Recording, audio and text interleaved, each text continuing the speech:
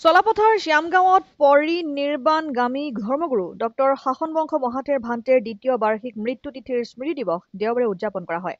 সদৌ অসম বৌদ্ধ মহাসভাৰ উদ্যোগত চৰাইদেউ জিলা বৌদ্ধ মহাসভাৰ সহযোগত আৰু চলাপথাৰ শ্যামগাঁও ৰাইজৰ আতিথ্যত চলাপথাৰ বৌদ্ধ বিহাৰ আৰু সাংস্কৃতিক কেন্দ্ৰত পালি ভাষা সাহিত্যৰ অন্যতম খ্যাতনামা পুৰোধা ব্যক্তি আনন্দৰাম বৰুৱা বঁটা প্ৰাপক ডক্টৰ শাসন বংশ মহাথেৰ ভান্তেৰ দ্বিতীয় বাৰ্ষিক মৃত্যু তিথিৰ স্মৃতি দিৱস এদিনীয়া কাৰ্যসূচীৰে দেওবাৰে গাম্ভীৰ্যপূৰ্ণভাৱে উদযাপিত হৈ যায়। ছগৰাকী আজীৱন সভ্যক স্বীকৃতিপত্ৰৰ সৈতে সদৌ অসম বৌদ্ধ মহাসভা তৰফৰ পৰা সম্বৰ্ধনা জ্ঞাপন কৰা হয়। কাৰ্যসূচী অনুসৰি পুৱা সদৌ অসম বৌদ্ধ মহাসভাৰ সভাপতি ভদন্ত জ্ঞানপাল মহাথেৰ দ্বাৰা বিশ্ব বৌদ্ধ পতাকা উত্তোলন কৰা হয়।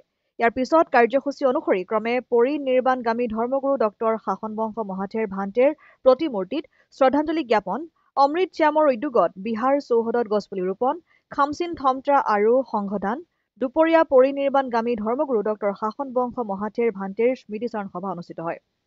স্মৃতিচাৰণ সভাত অসম চৰকাৰৰ কেবিনেট মন্ত্ৰী যোগেন মহন, ডিব্ৰুগড় বিশ্ববিদ্যালয়ৰ লক্ষ্মীনাথ বেজবৰুৱা আসনৰ অৱসৰপ্ৰাপ্ত প্ৰাধ্যাপক ডক্টৰ কৰবী ডেকা হাজৰিকা, ঝৰ্ণা শইকীয়া আৰু স্মৃতিচাৰণ সভাৰ নিৰ্দিষ্ট বক্তা হিচাপে উপস্থিত থাকে অৰুণাচল চৰকাৰৰ অৱসৰপ্ৰাপ্ত মুখ্য তথ্য আয়ুক্ত ডক্টৰ জোৰাম ৰেগী।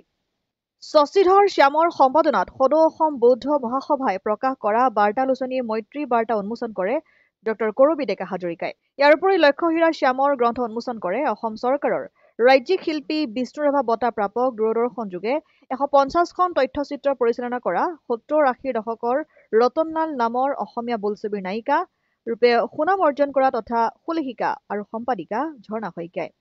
মথুৰাপুৰৰ পৰা ইছলাম আহমেদৰ ৰিপৰ্ট, অসম আদিত্য।